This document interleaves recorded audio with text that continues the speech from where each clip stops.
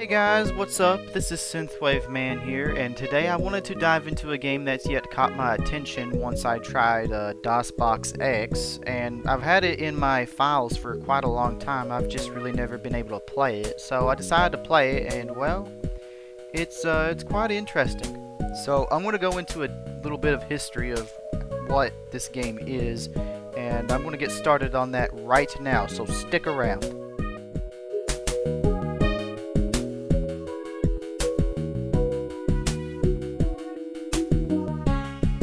Alpha waves, and why has most people never heard of it? Well, I'm going to get to the bottom of that. Alpha waves, or Continuum, was a game initially developed for the Amiga, Microsoft DOS operating systems, and the Atari ST in the 1990s by Infogrames Incorporated. Christophe de Dinechin and most notable game designer Frédérick Raynal, who would go on to develop Alone in the Dark, or abbreviated as AitD, and Little Bug Adventure. The PC version of Alpha Waves was localized in North America by Data East and renamed to Continuum. The controls of the game are simple, but if you have a hard time understanding, there's really no worry. There's a demo for help learning the controls. The up and down arrow keys are to adjust your camera to a certain angle. Last but not least, the movement is controlled by WASD. The vast number of levels for a 1990s 3D platformer is quite interesting, especially having a different name for each room the player enters. Each section of levels named after the emotional characteristics of the brain. Each set of levels comes with their own set of music as shown here. Adapt,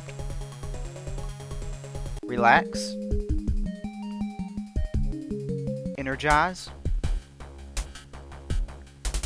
awaken, concentrate,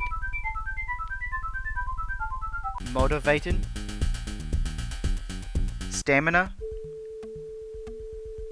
orientate, meditate, dream, not dream SMP, please, no, just don't, and finally, stimulate.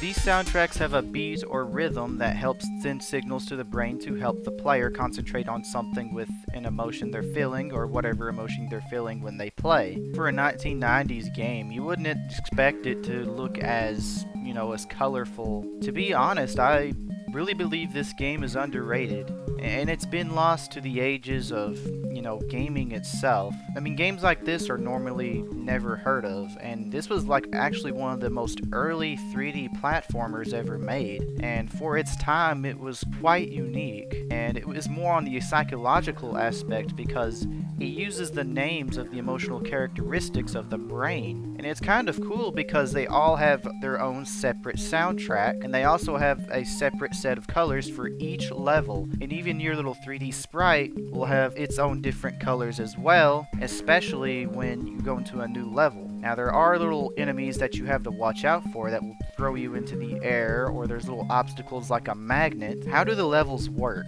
Well, you have to jump on these little platforms in order to start bouncing. And every time you bounce, you can adjust your camera to see where your shadow casts. And when you see your shadow on one of the platforms, that's when you know that you need to stop and land on that platform again to bounce. This is also a two-player game, but both players share the screen, but they also take a turn each once they pass through a level, or they actually clear a level by making it to the door and making their exit final. For a little 1990s platformer, I could not complain.